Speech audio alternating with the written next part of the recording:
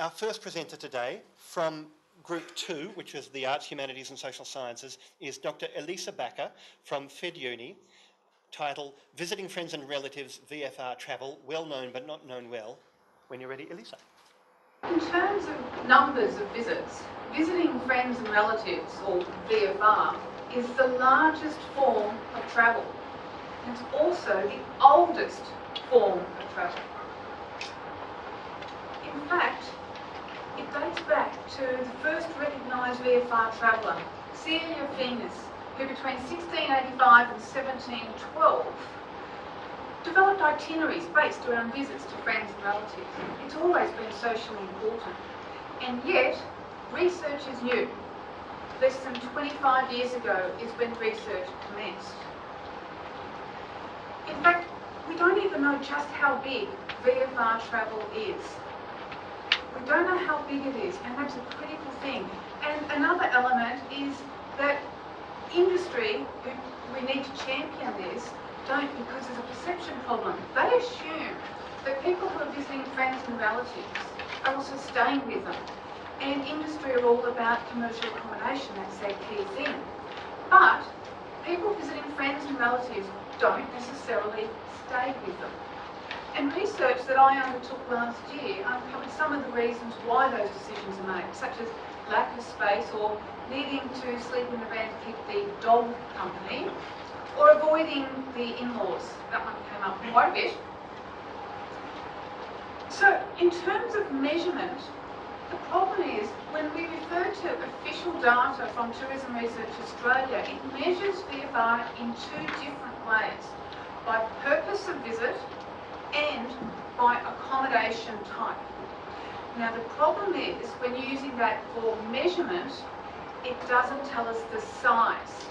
It doesn't capture all VFRs. And this can be best seen by looking at the conceptual framework I developed. Because there are three different types of VFRs, as depicted by the tick symbols. And the residual category, non-VFRs, can be seen by the cross symbol. So there's three different types of VFRs.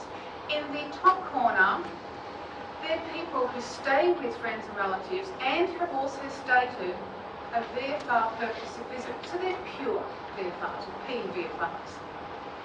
We also have the type that have come to the region for the purposes of VFR, but have chosen to stay in commercial accommodation. So they're commercial CVFRs. And then we also have another type who are staying with their friends and relatives, but have stated their purpose of visit to be something else. So, are we talking about VFRs, visiting friends and relatives, or are we talking about EFRs, exploiting friends and relatives? So when we're looking at that official data, when it's showing us the purpose of visit data, we're only seeing those top two boxes. It's leaving out one group. And when we're looking at the accommodation type, again, it's aggregating two types of VFRs but leaving out one type. So it's underestimating it. Now, to combat this problem, Tourism Research Australia have provided me with access to their data. I'm the first and only person they've ever given their raw data to. And they've done this so that we can find out more about VFR, find out the size, and then profile it. And the analysis has shown that 48.3% of visitors are VFRs. And of note, 15.8% are staying in commercial accommodation.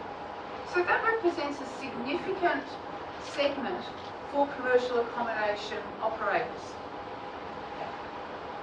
So my research has shown that VFR travel is underestimated, and significantly, it is worth $45.5 billion to the national economy. To put that in context, that's almost as much as the agricultural industry. And we've been ignoring it. My study is the first one to show the size of VFR travel, and industry is using this. Internationally and nationally, industry have been using my research. Closer to home, an example is Feline's guilt trip, which was informed by my research. And this is based on humour, because there's no more powerful force than a mother's guilt to stimulate a trip. And now VFR is more than well known. It is also known well.